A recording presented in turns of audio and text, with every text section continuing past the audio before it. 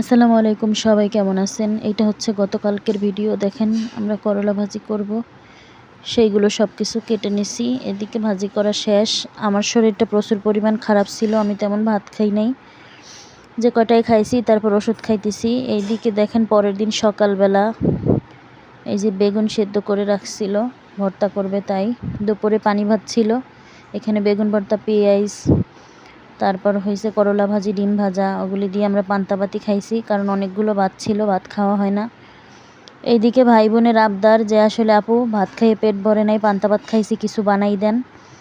তারপর আমি মোটামুটি একটু বানাইতে জানি আর কি, সব কিছুই, এই জন্য বানাবো জন্য আটা নিলাম, আটা গুলাই রাখলাম, ঘরে আটা ছিল। তারপর আটাটা ঢাইকে রাখছি সুন্দর করে। এইদিকে গাজর আর আলু কাইটে নিছি, তারপর হচ্ছে পেঁয়াজ, ধনিয়া পাতা, ডিম, কাঁচামরিচ আমি একসাথে দিয়ে গোলাবো। দেখেন আমি হাত ব্যবহার করি সব কাজে, কারণ আমার হাতটাই ভাল লাগে। আমার এমনি কোনো চামিচ অথবা কোনো কিছু দিয়ে ডিম টিম গোলানো আমার পছন্দ না। হাতে দিয়ে যে কোনো জিনিস করলে সব কিছুই ভালো হয়। এইদিকে দেখেন আমি কত সুন্দর করে ডিমটা ছানছি, কারণ আমি আজকে মোগলাই বানাবো। ঘরোয়া স্টাইলে আসলে সব জিনিসই ভালো লাগে, এগুলিতে স্বাদ মতো লবণ দেওয়া যায় সব কিছু। হোটেলে যদিও তারা একটা ডিম নিবে, একটু পেঁয়াজ দিবে, উপর থেকে দিবে সব কিছু, কিন্তু দেখেন আমার ডিমের কালারটা কত সুন্দর হয়েছে। আমি সব কিছু মিক্স করে দিছিলাম এইখানে, তারপরে আমি মিলাই দিলাম। দেওয়ার পর এটা ভাজ দিব আর কি দুই পাশে, কিন্তু ডিমটা হালকা হালকা বের হয়ে গেছিলো, যদিও আমি ভালো মতো চাপ দিতে পারিনি, রুটিটা একবারে পাতলা হয়ে গেছিলো। তারপর দেখেন আমি ভাজ করে নিলাম। ভাজ করে নেওয়ার পরে হচ্ছে তেলের মধ্যে আমি ছাড়বো। অনেক কষ্ট করে উঠাইছি, অনেক রিক্সের মধ্যে, তারপর উঠাইছি। এদিকে দেখেন আমি সিঙ্গারা করব জন্যে সিঙ্গারার গাজরটা রান্না করতেছি, গাজর আর আলু একসাথে এটা রান্না করব। একটু পেঁয়াজ রসুন বাইটে নিছি, কারণ এই পেঁয়াজ রসুন বাটাটা দিলে গন্ধটা অনেক সুন্দর আসবে, ঘ্রাণটা ভালো লাগবে, খাইতে মজা লাগবে। এইদিকে দেখেন যে আমি কত সুন্দর করে নাড়াচাড়া দিচ্ছি, জলটা শুকাই গেছে।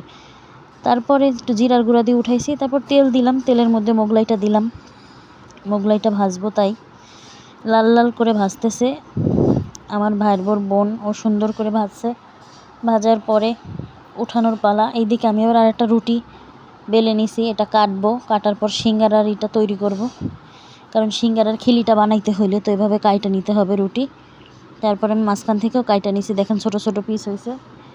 তারপর আমি সিঙ্গারার একটা খিলি বানাইছি, বানানোর পরে আমি সবজিগুলো দিলাম ওইটার মধ্যে, গাজর আলু যে সবজি রান্না করছি ওইগুলো দিলাম। দেওয়ার পর চাপ দিছি, কিন্তু সিঙ্গারাও হয় নাই, কোনো কিছুই হয় নাই। আসলে সিঙ্গারার স্টাইলের মতোই করতে চাইছে, কিন্তু সিঙ্গারাটা হয় নাই, একটু অন্যরকম হয়ে গেছে, সমোসা টাইপের হয়ে গেছে।